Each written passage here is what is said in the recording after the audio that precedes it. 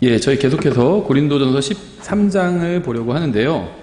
13장의 내용이 많지는 않습니다. 그래서 이번 시간에 13장 1절부터 13절까지 한번 쭉 살펴보고요. 13장을 그냥 끝내기는 좀 그러니까 저희가 13장을 갖고 나중에 다음 주에 한번 설교를 더 하겠습니다. 그리고 13장을 마무리 짓고 넘어가는 것으로 하겠습니다. 그래서 이번 시간에는 고린도전서 13장 1절부터 13절까지 좀 이렇게 하나하나 좀 간략하게 살펴보도록 하겠습니다. 근데 오늘도 설교 원고는 짧은데요.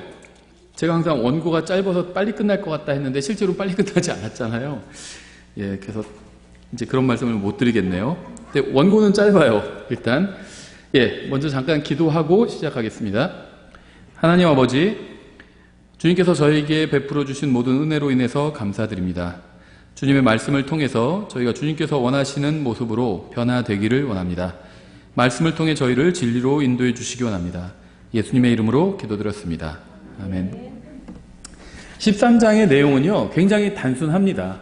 정말 모든 것을 우리가 사랑으로 해야 된다, 이런 이제 내용을 담고 있는 거고요. 단순하고 이제 그 어떤 사랑의 특성과 이제 이런 것들을 설명해 주고 있는 건데요. 그래서 약간 좀 기본적, 고린도 교회를 이해하는 기초가 되는 이야기를 조금 하고 13장을 들어가도록 하겠습니다. 성경에서는 이제 죄인을 여러 가지로 부르는데요. 죄인도 부류가 좀 있는데요.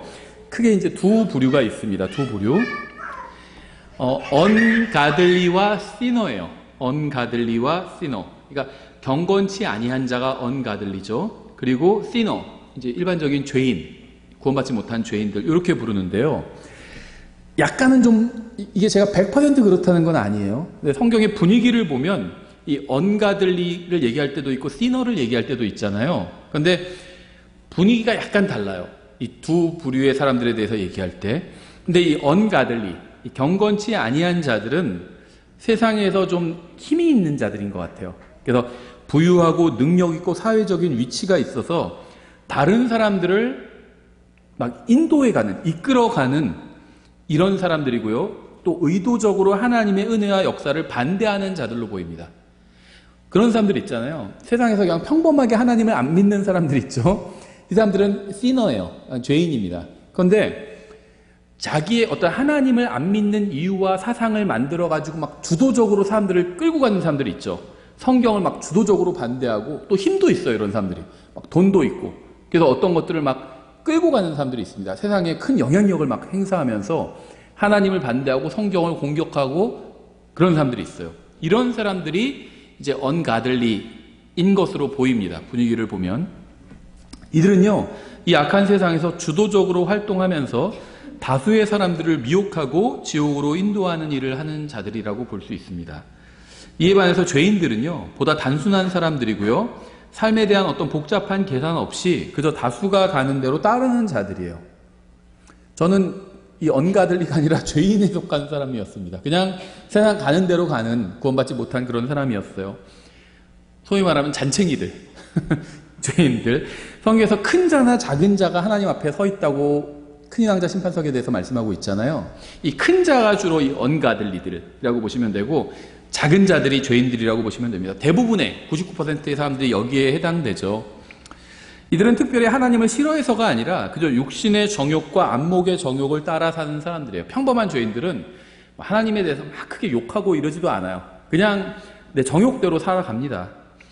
이 세상의 불신자들은 다수의 죄인들과 소수의 언가들리, 경건치 아니한 자들로 구성되어 있다고 보시면 됩니다. 그리스도인도 마찬가지예요. 구원받고 그냥 평범하게 교회 다니는 사람들이 있고, 적극적으로 주님의 일을 하고 말씀을 전하려고 하고 이런 사람들이 있죠.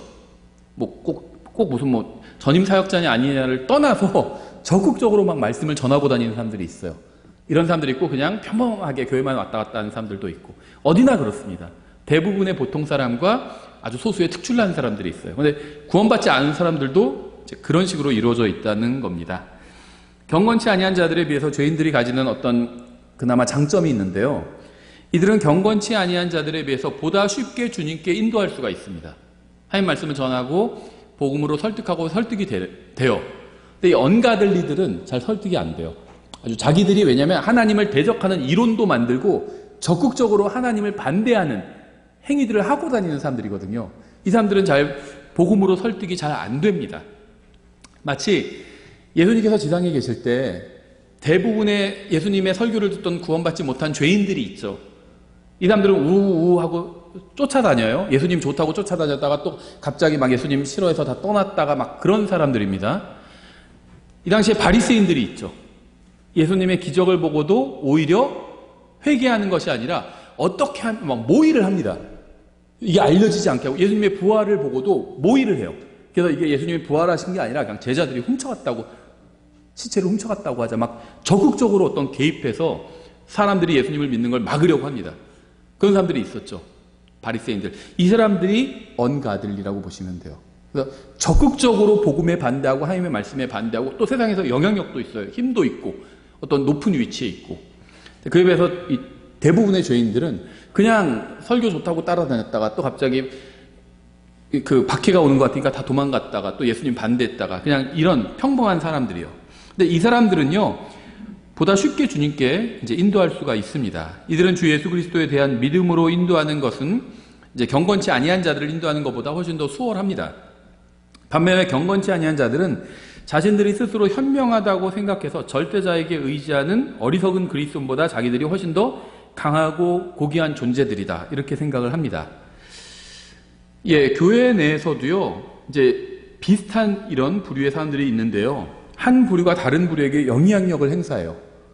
교회를 돌아다니면서 망치는 분들도 있어요. 그냥 여기서 다니다가 좀 안 맞아서 다른 데로 옮기고 이런 분들도 있어요. 평범하게. 그런데 적극적으로 교회를 망치는 분들도 있습니다. 모의하고 그런 사람들이 있어요. 실제 독립침례교회에서도 몇 번 그런 일이 일어났습니다. 어떤 교회는 부목사가 그렇게 한 적도 있어요. 사람들한테 다 연락해가지고 킹제임스 성경 믿는 교회인데 유학하고 오더니 킹제임스 성경 사실 잘못된 도 많더라. 성도들을 설득한 거예요. 몰래. 성도들한테 이메일 보내고 몰래 뒤로 전화하고 만나고 해서 절반을 데리고 나갔어요. 킹제임스 성경 믿는 교회에서 킹제임스 성경에도 좀 오류가 있다. 이런 이론으로 해가지고 설득해서 절반을 데리고 나갔습니다. 그리고 결국에는 그 교회가 계속 존속하는 게 아니라 또 사라져 버렸어요. 그냥. 그러니까 따라 나간 사람들이 그냥 어디로 다 흩어져 버린 겁니다. 예, 그런 사람들이 있다는 겁니다. 예, 교회 시대의 마지막 시대인 이 라오디게아 시대와 교회와 또 고린도 교회 간에는 유사점이 굉장히 많이 있습니다. 계시록에 나오는 7교회를 교회의 역사 2000년으로 대입해서 보면은 각 시대, 에베소 교회는 초대교회 시대의 특징 그대로 가지고 있고요. 라오디게아 교회는 19세기 이상의 산업혁명 이후에 그런 어떤 물질은 풍족하지만 영적으로는 굉장히 빈곤한 그런 교회의 특징을 잘 보여주고 있는데요. 이 라오디게아 교회와 고린도 교회 간에는 유사한 점이 굉장히 많습니다. 고린도 교회의 모습을 통해서 라오디게아 시대의 교회의 모습을 살펴볼 수가 있다는 겁니다. 다시 말하면요, 우리는 지금 고린도 교회에 대해서 굉장히 비판적으로 이렇게 이야기를 하고 있는데 사실은 지금 이 시대의 교회의 모습을 고린도 교회와 라오디게아 교회가 그대로 가지고 있다는 겁니다. 그래서 뭐 이거는 너나 할 거 없어요. 우리 교회도 마찬가지고 지금 이 시대를 살고 있는 대부분의 교회들은 성경에서 에베소 교회나 빌라델비아 교회의 모습이 아니라 어떤 교회들은 자기들은 빌라델비아 교회라고 그래요. 다른 교회들은 다 라오디게아 교회, 우리 교회만 빌라델비아 교회라고 그러는데 그건 자기들 생각이고 거의 대부분, 거의 100%라고 해도 좋아요. 거의 우리 교회도 다 포함해서 대부분의 교회들은 사실 지금 이 시대의 교회들은 이 고린도 교회와 라오디게아 교회의 모습을 가지고 있다. 이렇게 보시면 됩니다. 개별적으로 에베소 교회의 성도 같은 분들도 있고 빌라델비아 교회의 성도 같은 분들도 있어요. 대부분은 근데 고린도 교회와 라오디게아 교회화 되어버렸습니다. 킹제임스 성경을 믿든 안 믿든 뭐 장로교육은 감리교육은 상관없이 대부분은 다 그렇게 되어버렸어요. 현실이. 신약성경 구원의 교리가 게시된 로마서는요, 구원의 교리가 막 집약되어 있죠. 이 구원의 교리가 게시된 로마서를 따라서 그 다음에 고린도전서가 등장을 하죠.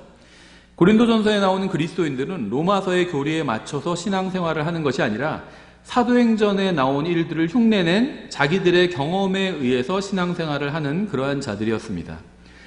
타언어의 첫 번째 사전적 의미는 혀고 두 번째 의미가 언어라고 말씀드렸죠. 특정한 민족이나 국가나 지방에서 사용되는 언어가 바로 이 타언어예요. 예전 성경이 방언이라고 되었던 그 언어입니다. 아무도 알아듣지 못하는 이 제잘거림은 사실 타언어가 아닙니다. 성경에 그런 게 나오지 않아요. 성경에서는 타언어가 항상 언어의 의미로 사용되었습니다. 방언이라고 하면 그건 항상 언어였어요. 랄라 뚜뚜뚜 하는 아무도 알아들을 수 없는 그런 말은 아니었다는 겁니다. 말하는 사람은 의미를 모르지만 듣는 사람은 의미를 아는 것이 바로 성경에서 말씀하시는 의사로서의 타언어예요. 그러니까 타언어를 했을 때 못 알아듣는 사람이 있었는데 그거는 불어를 누가 하면 제가 못 알아듣는 것과 마찬가지입니다. 이 타언어의 세 가지 예가 사도행전 2장, 10장, 19장에 나오는데요. 모두 분명한 언어로 나왔습니다. 그래서 성경에서 타언어가 언어가 아닌 경우는 한 번도 없었어요. 이 고린도전서 13장에도 이제 이런 내용이 좀 나옵니다. 그래서 미리 말씀드리는 거고요. 사도행전 2장에서 사도들이 은사로 받은 타언어는 특정한 지역에서 사용되고 있는 언어였고요. 이전의 사도들은 그 언어를 구사하지 못했습니다. 복음의 메시지가 유대인들에게 선포되어야 되는데 새로운 언어를 배울 시간이 없었기 때문에 주님께서 타언어의 선물을 주신 겁니다. 그래서 성경에서 나오는 이 타언어는 듣는 자들의 언어라는 거죠. 듣는 자들의 언어, 말하는 자들의 언어가 아니라 듣는 자들의 언어입니다. 사도들이 갑자기 한마디로 방언이 터졌잖아요. 타언어를 하게 됐잖아요. 그건 사도들의 언어가 아니었어요. 근데 세계 각지에서 모인 흩어졌던 유대인들, 그 듣는 사람들의 언어였다는 거죠. 그래서 성경에 나온 타언어는 항상 믿지 않는 자들을 위한 것이었습니다. 성경에 의하면 타언어는 결코 믿는 자들을 위한 것이 아니고요. 믿는 자들에게 유익을 준 적도 없습니다. 게다가 믿지 않는 자들은 항상 유대인이었어요. 그래서 표적으로서의 타언어는 믿지 않는 이방인들을 위한 것이 아니라 믿지 않는 유대인들을 위한 것이었습니다. 타언어는 이방인이나 그리스도인과는 아무 상관이 없어요. 기적과 표적의 차이를 아시죠? 기적은 초자연적인 일이 기적이죠. 미라클이죠. 이적은 원더인데요. 이건 놀라운 일입니다. 기적 중에는 이적이 있어요. 원더, 놀라운 일들이 있죠. 당연히 놀랍겠죠. 초자연적인 일이 일어나니까. 표적은 뭐냐면 영어로는 사인입니다. 영어로 훨씬 더 쉬워요. 그렇죠. 투수와 포수가 주고받는 거 사인이죠. 표적. 표적은요 주로 기적 중에서 표적이 있습니다. 모든 기적이 다 표적은 아니에요. 모든 초자연적인 일이 다 표적은 아니라는 겁니다. 표적은 뭐냐면요 하나님과 이스라엘 사이의 약속입니다. 투수와 포수 간의 약속이 바로 사인이잖아요. 그래서 이 표적은 하나님과 이스라엘 백성 사이의 약속이에요. 그래서 이런 일이 일어나면 이러한 표적, 놀라운 일이 일어나면 그러니까 기적, 모든 기적이 다 표적은 아니에요. 성경에 기록된 기적들이 있어요. 모든 기적이 다 표적이 아니라 그 기적들이 이제 표적이 주로 되는 건데요. 그러한 일들이 일어나면 하나님께서 무슨 놀라운 일을 하시는 거다. 새로운 일을 하시는 거다. 이렇게 미리 약속을 하신 겁니다.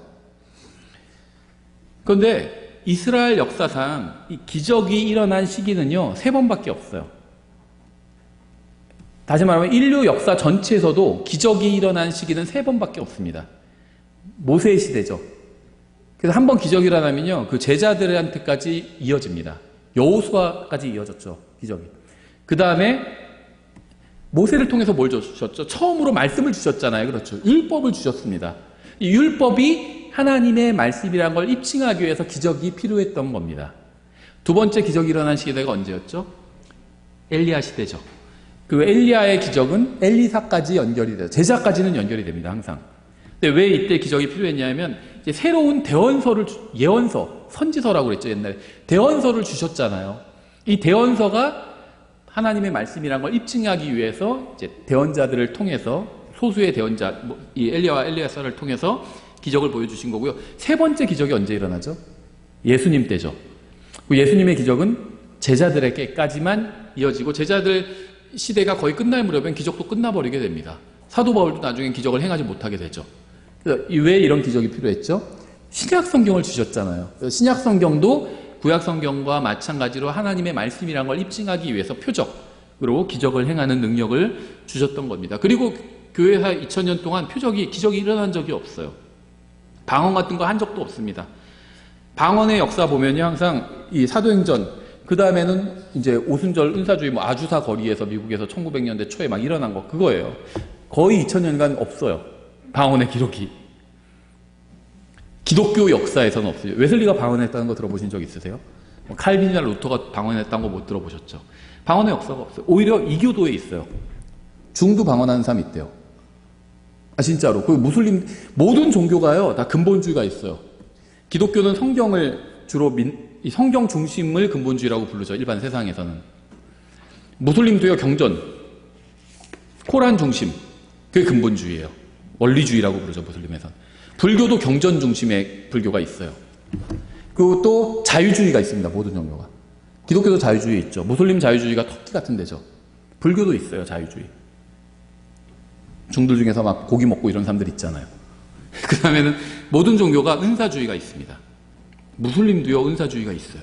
막 기적 체험합니다. 방언 터져요. 들었어요. 무슬림 중에서 방언하는 사람이 있다고.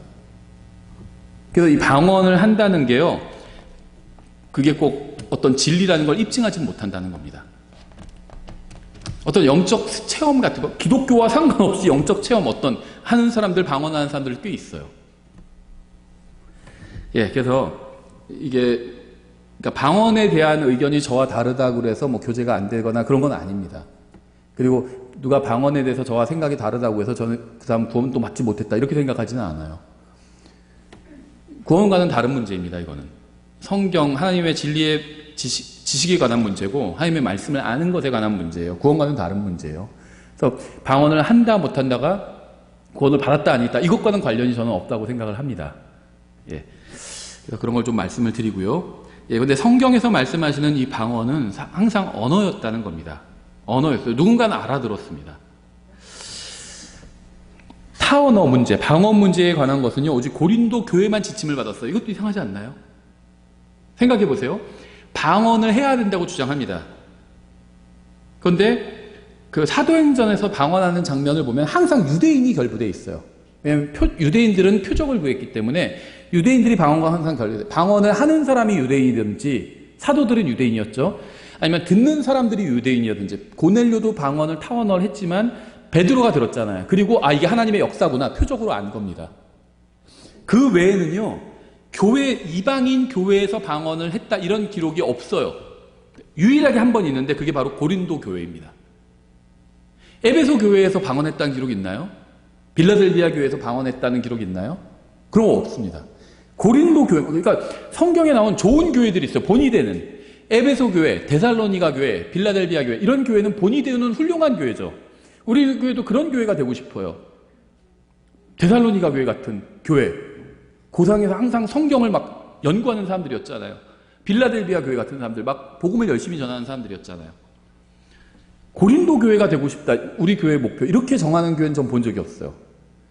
2022년 목표, 고린도 교회 같은 교회가 되자, 막 이런 거 써붙여놓고, 그런 게 본 적이 없습니다. 그렇죠? 문제가 많은 교회였어요, 고린도 교회는. 누구나 다 알듯이. 그런데 고린도 교회에만 방언에 관한 문제가 있었다는 겁니다. 그러니까 이 교회를 본받으면 안 돼요. 갈라디아 교회는요, 방언 문제가 없었고 다른 문제가 있었죠. 갈라디아 교회는 무슨 문제가 있었나요? 율법에 관한 문제가 있었죠. 율법. 에베소 교회는요, 건전한 교회였어요. 에베소서에는 6장에 걸쳐서 복된 소망에 대해서 말씀하고 있습니다. 이게 그 사람들의 주제였어요. 건전했지만 좀 사랑이 식었었죠. 첫사랑을 잃어버린 교회였습니다. 그래서 어떤 주님을 다시 만나는 복된 소망에 대해서 강조를 한 겁니다.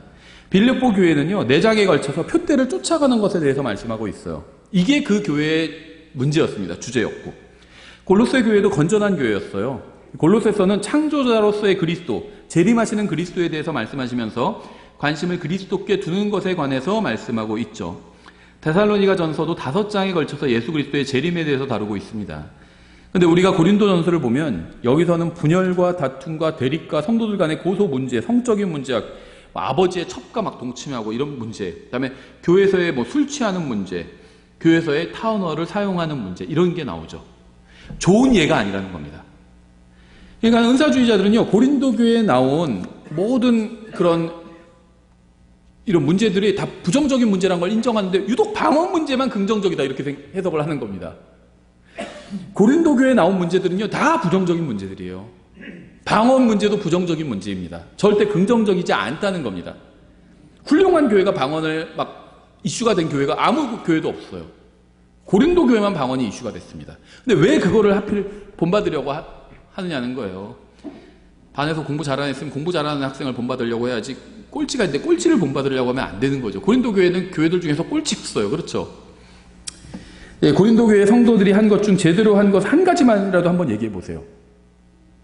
그럼 은사주의자는 다른 건 다 못했지만 바로 방언이다 이렇게 얘기하거든요. 아니죠. 다 못했습니다. 잘한 게 하나도 없어요. 아예 바울이 애기 취급을 하고 있잖아요. 그냥 잘한 게 하나도 없습니다. 그래서 고린도 전서 전체는 고린도 교회 성도들을 책망하는 내용으로 가득 차 있어요. 엉망진창이었던 교회죠. 예. 그러다 보니까 아이러니컬하게도 이 사랑에 관해서 가장 아름다운 그런 말씀이 기록되어 있습니다. 사랑이 없기 때문에 사랑에 대해서 아름다운 말씀을 하고 있는 거죠. 형제사랑이 충만한 교회는 형제사랑에 대해서 너희에게 더 이상 쓸 게 없다 이렇게 하고 넘어가잖아요. 여기는 쓸 게 많아요.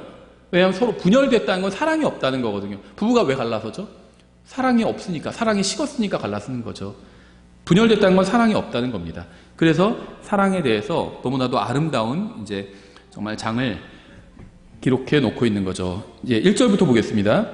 내가 사람들의 언어들과 천사들의 언어들로 말할지라도 사랑이 없으면 소리나는 징과 울리는 꽹과리가 되고 내가 대언하는 선물이 있고 모든 신비와 모든 지식을 이해하며 또 모든 믿음이 있어 산을 옮길 수 있을지라도 사랑이 없으면 내가 아무것도 아니요 내가 모든 재산을 바쳐 가난한 자들을 먹이고 또 내 몸을 불사르게 내줄지라도 사랑이 없으면 그것이 내게 아무 유익을 주지 못하느니라.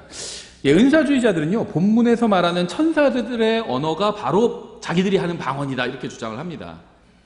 근데 그런 주장은요 전혀 성경적인 근거가 없어요. 성경을 보면 하늘에서 대화를 나눌 때 어떤 언어를 사용하는지 보여주는 장면이 종종 등장하는데요. 어떤 언어였을까요? 히브리어를 사용합니다. 히브리어. 계시록에 보면요 다 번역되는데 번역되지 않고 음역된 것들이 가끔 나와요. 뭐죠? 할렐루야예요. 할렐루야. 그리스어식으로 말하면 알렐루야죠. 할렐루야. 할렐루야는 히브리어예요. 이걸 번역하면 뭐죠? Praise ye the Lord입니다. 너희는 주를 찬양하라. 이게 할렐루야예요. 근데 계시록에서 번역 안 해주고 있어요. 성도들이 할렐루야 그렇게 외칩니다. 왜 그럴까요? 하늘에서 그 언어를 쓰니까 그런 것 같아요. 그래서요 하늘에서 쓰는 언어가 뭐 방언이다 이거는 성경에 없는 말입니다. 오히려 히브리어를 쓸 가능성이 굉장히 높아요. 계시록을 보면. 또 사도 바울은요 자기가 천사들의 언어들을 할 수 있다고 말하지 않습니다. 이걸 잘 보셔야 돼요. 제가 고린도전서 13장 1절부터 3절을 읽었는데요. 이거는 다 가정입니다. 실제 그렇다는 게 아니에요. 실제 천사들의 언어가 따로 있어서 그렇다는 게 아니에요. 천사들이 무슨 언어 했는 줄 아세요? 히브리어예요. 다 성경에 보면요 천사들이 나타나서 히브리어를 합니다. 히브리어를 했기 때문에 히브리어를 하는 사람들이 알아들어요. 마노아랑 다 알아듣잖아요. 천사들이 하는 말이. 아브라함도 알아들었어요. 어떻게 알아들었을까요? 방언으로 천사가 나타나서 아브라함한테 랄라 뚜뚜따따따 하면 아브라함이 알아들었을까요? 못 알아들었겠죠. 히브리어를 했기 때문에 알아들은 거예요. 천사들은 히브리어를 했습니다. 문맥을 보면 이것은 이제 사실을 강조하기 위해서 가장한 것임을 알 수 있어요. 이걸 잘 보셔야 돼요. 성경은 물론 다 진리입니다. 근데 성경은 진리지만 어떤 특정한 진리를 가르치기 위해서 지어낸 이야기도 나온다는 거예요. 지어낸 이야기라고 해서 그게 다 나쁜 건 아니에요. 우리가 예를 들 때는 이야기를 지을 수밖에 없어요. 그렇죠? 이럴 수밖에 없어요. 너 나쁜 아저씨 따라가면 안 돼? 나쁜 아저씨도 있거든. 제가 지어낸 거예요. 일단 그렇죠. 예를 들기 위해서. 나쁜 아저씨가 너 데리고 와서 나쁜 짓 할 수도 있어. 지어낸 이야기를 하는 거죠. 근데 충분히 일어날 만한 일을 하는 거죠. 나쁜 아저씨를 조심해야 되는데 자꾸 아이들이 잘 때 무서워하는데 왜 무섭냐고 그러면 어떤 책에서 봤나 봐요. 그래가지고 UFO가 와가지고 자기를 데리고 갈까 봐 무섭대요. 그런데 제가 뭐라고 그러냐면 UFO는 없다고 봐도 돼요.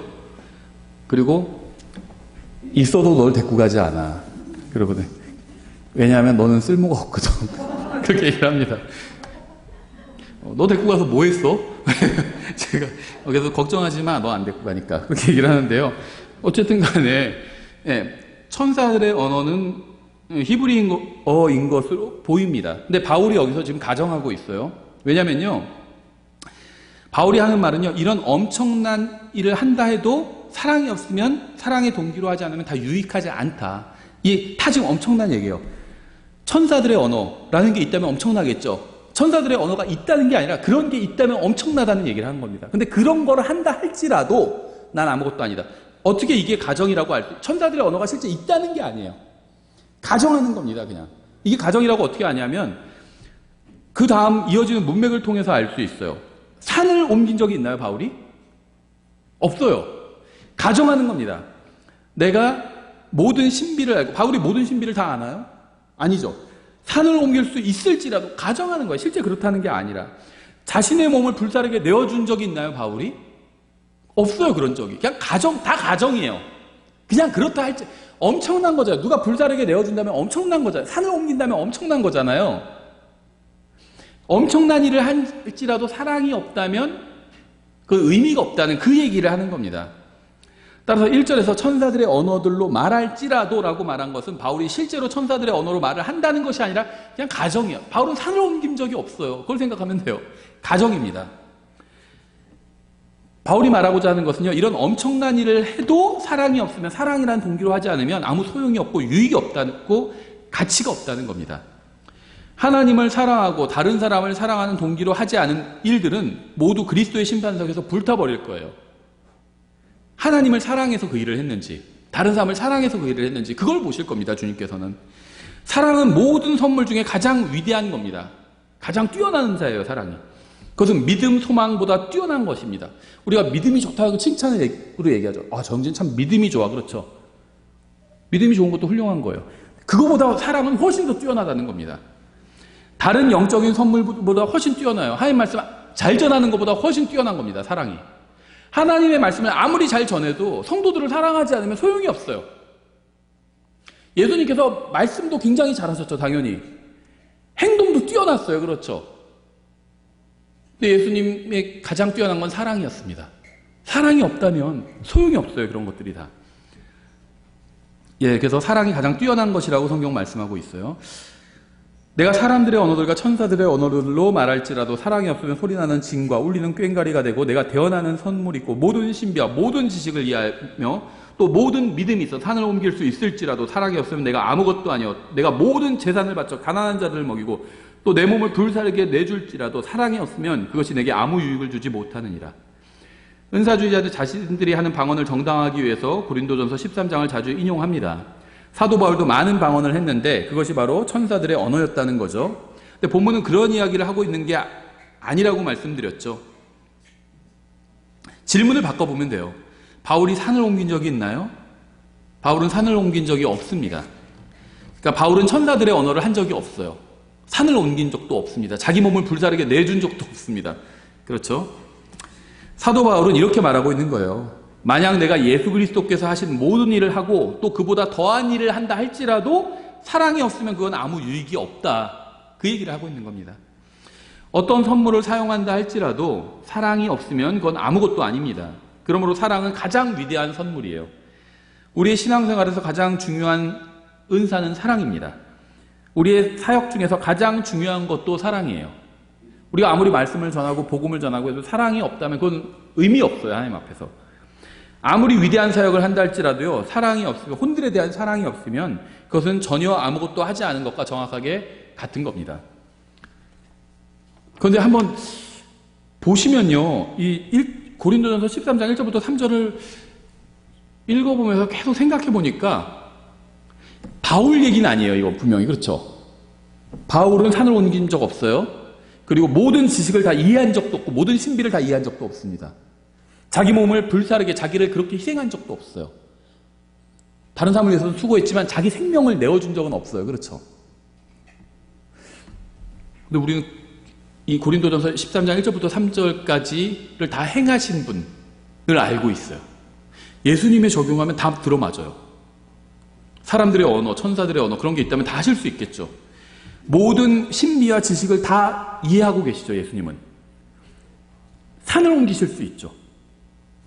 재림하시면 막 산이 갈라져서 옮기게 되잖아요. 산을 옮기실 수 있어요. 그리고 자기를 희생하게 내어주셨죠, 생명을.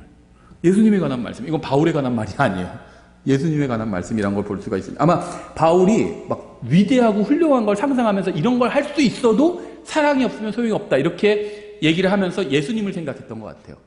예수님의 버금가는 능력을 가지고 있어도 사랑이 없으면 소용이 없다. 그런데 감사하게도 예수님은 하나님이고 하나님은 사랑이시잖아요. 예, 그래서 의미가 있죠. 예수님께서 하신 일이. 4절, 사랑은 오래 참고 친절하며 사랑은 시기하지 아니하며 사랑은 자기를 자랑하지 아니하며 우쭐대지 아니하며 무례히 행동하지 아니하며 자기 것을 추구하지 아니하며 쉽게 성내지 아니하며 악을 생각하지 아니하며 불법을 기뻐하지 아니하고 진리를 기뻐하며. 이 말씀을 믿으셔야 돼요. 다른 사람을 이렇게 사랑해야 됩니다. 막 다른 사람한테 함부로 대하면서 뭐라고 그러면 이건 내가 사랑하는 방식은 이래. 사자는 무슨 뭐 새끼를 뭐 절벽에서 뭐 밀어넣는다면 자기도 다른 형제자매를 사랑하기 때문에 강하게 왜 자기가 키워요? 강하게 키우기 위해서 그렇게 하는데, 사자는 절벽으로 새끼를 밀어 떨어뜨리지 않아요. 그런 거 보신 적 있어요? 동물의 왕국에서? 보호하지 밀어 떨어뜨리지 않아요. 그 사람들이 지어낸 얘기. 사람들이 지어낸 얘기가 굉장히 많아요. 근데 그 중에 하나가 바로 이 사자가 절벽에서 뭘 떨어뜨린다는 거예요. 왜 떨어뜨려요? 떨어뜨렸다면 그건 실수로 떨어뜨린 겁니다. 다시 가서 찾아올 거예요. 죽죠, 절벽에서 떨어뜨리면 새끼를. 왜 떨어뜨려요? 자기 방식대로 살아가면 안 돼요. 하나님의 방식대로 해야 돼요. 친절하고요. 무례히 행동하면 안 됩니다. 무례히 행동하는 분들이 있어요. 잘못된 겁니다. 자기는 그리스도인 전사로서 야성을 가지고 있기 때문에 무례히 행동한다, 이런 얘기 하시는 분들인데, 그건 자기 생각이지 하나님의 말씀을 믿는 게 아니에요. 친절해야 돼요. 한마디로 나이스 해야 됩니다. 다른 사람에게. 상냥하고 부드럽고 그래야 됩니다. 예수님이 그러셨거든요. 믿는 사람들한테. 죄에 대해서는 책망하셨지만 좀 모르는 사람들한테 친절하게 대해주셨어요. 예수님이 굉장히 거친 말씀도 하신 것 같은데, 그럼 믿지 않는 자들에겐 그렇게 하셨습니다.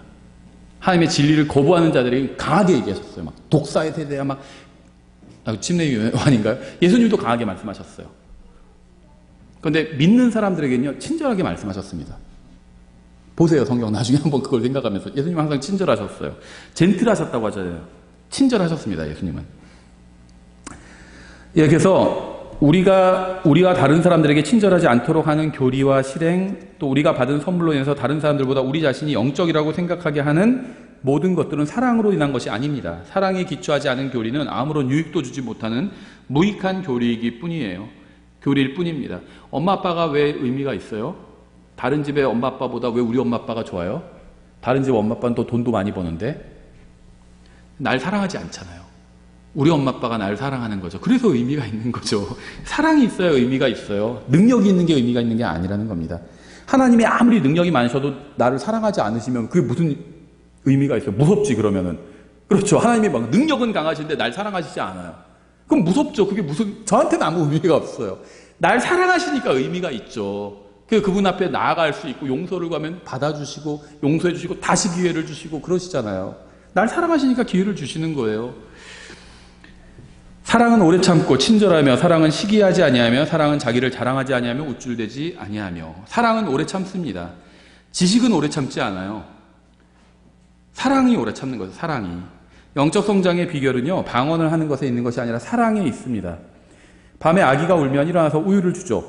새벽 2시에 아기가 울어도 아기 엄마는 화내지 않아요. 왜 그런지 아세요? 아기를 사랑하기 때문이에요. 소아과 의사만 한 그런 지식은 없어요, 아기 엄마는. 하지만 아기를 사랑합니다. 그래서 돌볼 수 있는 거죠. 아기가 새벽에 얼마나 자주 깨는지도 상관없어요. 아기 엄마는 여전히 아기를 사랑합니다. 하나님의 사랑이 여러분을 주관하면 어떤 일이 벌어지는지 아세요? 아무리 주위 환경이 어려워도 여러분의 육신이 동요하지 않습니다. 어떤 사람이 와서 여러분의 육신을 흔들고 속을 썩여도 하나님의 사랑이 여러분을 주관하면 여러분은 전혀 동요하지 않습니다. 이건 예언이나 방언보다 훨씬 더 위대한 겁니다. 지식보다 훨씬 더 위대한 거고요. 기적을 행하는 것보다 훨씬 더 뛰어난 겁니다. 밖에서 기적을 행하고 나서요, 집에 와서 아내를 때릴 수도 있어요. 밖에서 성경 잘 가르치고 와서 성경 강연회 같은 거 막 하고 복음도 전해서 막 몇백 명 또 구원받게 하고 와서는 집에 와서 아내를 때릴 수도 있습니다. 실제로 그런 사람들이 있어요. 성경 잘 가르치고 와서는요, 아내 버리고 도망간 사람도 있어요. 전에 말씀드렸죠. 보험 아줌마랑 돈 맞아서 도망갔다고. 그 사람 책도 쓴 게 있어요. 저의 서가에 그 사람 책도 있어요. 아직도. 읽진 않아요. 읽을 맛이 안 나가지고. 그런데 그 사람 지식은 뛰어났어요. 근데 지식이 뛰어나면 뭐예요? 사랑이 없는데. 하나님을 사랑하지 않은 거죠. 그래서 아내를 사랑하지 않은 거잖아요. 5절, 무례히 행동하지 아니하며 자기 것을 추구하지 아니하며 쉽게 성내지 아니하며 악을 생각하지 아니하며. 사랑이 있다면 다른 사람의 동기를 악하게 해석하지 않을 겁니다. 정확한 것을 알 수 없는 상황에서 추측만으로 다른 사람의 동기를 악하게 해석하는 사람들이 있죠. 사랑은 그렇지 않습니다. 고린도전서 13장에 나오는 사랑의 특징을 가만히 살펴보면 예수님이 생각나죠. 예수님은 오래 참고 친절하시며 불법을 기뻐하지 않으십니다. 우리 오래 참아주셨잖아요. 고린도전서 13장에서 사랑이라는 단어 대신 예수님을 넣어도 자연스럽게 읽을 수가 있어요. 예수님은 친절하며 그렇죠. 시기하지 아니하시고 자기를 자랑하지 아니하시며 우쭐대지 아니하시며 무례히 행동하지 않으시며 예수님을 넣어도 다 말이 됩니다. 그렇죠. 6절 불법을 기뻐하지 아니하고 진리를 기뻐하며 모든 것을 참으며 모든 것을 믿으며 모든 것을 바라며 모든 것을 견디느니라. 사랑은 결코 없어지지 아니하되 대언은 있다 해도 없어질 것이요 타언어들도 있다 해도 그칠 것이며 지식도 있다 해도 사라지리라. 엄청난 성경 지식을 가지고 있다 할지라도 전혀 유익을 주지 못할 수도 있습니다. 여러 언어를 구사할 수 있어도 전혀 유익을 주지 못할 수도 있어요. 그런데 사랑은 언제나 유익을 줍니다. 7절 모든 것을 참으며 모든 것을 믿으며 모든 것을 바라며 모든 것을 견디느니라. 사랑은 결코 없어지지 아니하되 대언은 있다 해도 없어질 것이요 타언어들도 있다 해도 그칠 것이며 지식도 있다 해도 사라지리라. 이 말씀대로라면 타언어가 언제 사라지는지 연구해 볼 필요가 있겠죠. 본문에서는요 몇 월 며칠 몇 시에 정각에 방언이 그치게 될 것이다 이렇게 얘기하고 있는 건 아닙니다. 고린도전서 13장의 문맥은 예수 그리스도를 믿고 구원받고 성령님을 소유하고 성령님의 선물도 받아서 이제 할 일도 있고 사역을 하려고 하는데 한 가지가 빠지면 모든 수고와 사역이 아무것도 아닌 것이 될 수도 있다고 지적하고 있는 거예요. 돈도 있고 지식도 충만하고 사람들도 함께 모이고 뭐 교회도 할 수도 있고 많아요. 모든 게 다 충만합니다. 그런데 하나가 없으면 아무 소용이 없다는 겁니다. 사랑이 없으면 사랑이. 부모에게 상처받고 형제에게 상처받던지 아니면 교회 지체 중 누구에게 상처받았다고 하는 사람들이 있어요. 그래서 이제 교회도 다니고 싶기 싫고 아무것도 하기 싫다는 사람들이 있습니다. 저는 그런 분을 볼 때마다 안타까워요. 그런 사람들이 하나님을 아는 것만큼이나 하나님을 사랑했다면 다른 누가 어떤 사람이 상처를 주는 것은 아무것도 아니었을 겁니다. 하나님의 사랑이 내 마음에 있고 하나님을 사랑하는 마음을 가지고 있다면 주위의 환경에 그것이 얼마나 어려운 일이든지 간에 상관이 없어요. 지식도 실패하고 예언도 실패하고 다른 선물들도 다 실패합니다. 그런데 사랑은 결코 실패하지 않아요. 하나님의 사랑이 있다면 어떤 일에도 실망하지 않고 이겨낼 수 있습니다. 저도 지금까지 버텨온 게 하나님께서 나를 사랑하신다는 이 사실로 버텨왔어. 제 혼자 생각하는 게 아니라 성경에 써 있잖아요. 예수님을 믿으면 하나님의 자녀가 되고 하나님 자기 자녀를 사랑하시거든요. 나와 있어요, 성경에. 어려운 일들은 많이 있었어요. 근데 그렇다고 해서 예수님을 떠나지는 않아요. 예수님이 날 사랑하신다는 걸 아니까. 저 지금까지요 딱 2번 들어봤어요. 오래된 일인데 사람 사서 너를 쥐도새도 모르게 죽여버리겠다고. 둘 다 킹제임스 성경을 믿는 사람이에요. 모르겠어요. 제가 또 얼마나 얄미운 짓을 했으면 그렇게 얘기를 했겠어요. 어쨌든지 간에 2번 들어봤는데요. 나중에 몇 년, 한 20년 전의 일이에요. 다 옛날 일입니다. 근데 몇 년 전에 이런 얘기를 들었어요. 그 중에 한 분이 다른 사람을 통해서 목사님 설교 요즘 잘 듣고 있습니다. 그러시더라고요. 얼마나 감사해요. 그런 말을 들었을 때 또 그 사람들뿐 아니라 저도 다른 사람들한테 상처를 많이 줬겠죠. 그것도 상처도 많이 받았겠죠. 그랬을 때 얼마나 낙심이 많이 됐을까요? 하나님께서 나를 사랑하신다는 사실을 알고 있기 때문에 그래도 여기까지 올 수 있었다는 겁니다. 그렇죠. 9절 우리가 부분적으로 알고 부분적으로 대언하나 완전한 것이 오면 그때는 부분적인 것이 없어지리라. 이 말씀에 대한 일반적인 해석은 이렇습니다. 사도 바울이 이 부분을 기록할 때 아직 신약 성경이 완성되지 않았다. 그러니까 여기서 말하는 완전한 것이 뭐냐? 이게 바로 성경이다. 이런 얘기를 한다는 거죠. 따라서 부분적으로 알고 부분적으로 대언하는 일이 필요했다. 아직 성경이 완성되지 않았으니까. 근데 신약 성경이 완성되고 나서는 완전한 것, 신구약 성경 전체가 완전하니까 이것이 있기 때문에 표적과 은사가 더 이상 필요하지 않다. 이렇게 결론을 내려요. 일단 이 결론은 건전합니다. 굉장히 건전해요. 어떤 면에 있어서는 건전한 해석인데 이게 이제 근본주의 진영에서는 이렇게 해석하고요. 킹제임스 성경 진영도 모르겠어요. 한 절반 이상은 이렇게 해석할 겁니다. 한 7, 80% 이렇게 해석할 거예요. 근데 이렇게 해석하기에는 약간 좀 석연치 않은 부분이 있어요. 뭐냐면요. 우리가 부분적으로 알고 부분적으로 대언하나 9절에 이렇게 되어 있는데 이 부분적인 것이 영어로는 파트예요. 그렇죠. 파트. 이게 뭘까요? 문맥을 보면요. 이 13장이 왜 나왔죠, 갑자기? 12장 때문에 나왔죠. 12장에서 여러 가지 은사, 선물들을 설명하다 가장 좋은 선물을 소개해 주겠다면서 사랑을 13장에서 소개해 주고 있는 거죠. 그럼 12장에서 부분들이 나오죠. 파트. 한 교회의 파트, 부분들이 나와요. 근데 이게 막 분열을 하고 있었던 거죠. 그리스도의 몸의 각 지체들, 파트가, 우린 다 하나의 파트예요. 손, 발, 눈, 귀, 다 파트입니다. 그렇죠. 근데 이 부분들이 모여서 하나의 몸을 이루고 있는 겁니다. 10절에 완전한 것이 오면 그때는 부분적인 것이 없어지리라. 이 완전한 것이 무엇일까요? 완전한 것. 에베소서 4장 13절에서요. 우리가 다 완전한 사람에 이르러야 한다고 말씀하고 있습니다. 지금 이 문맥은요.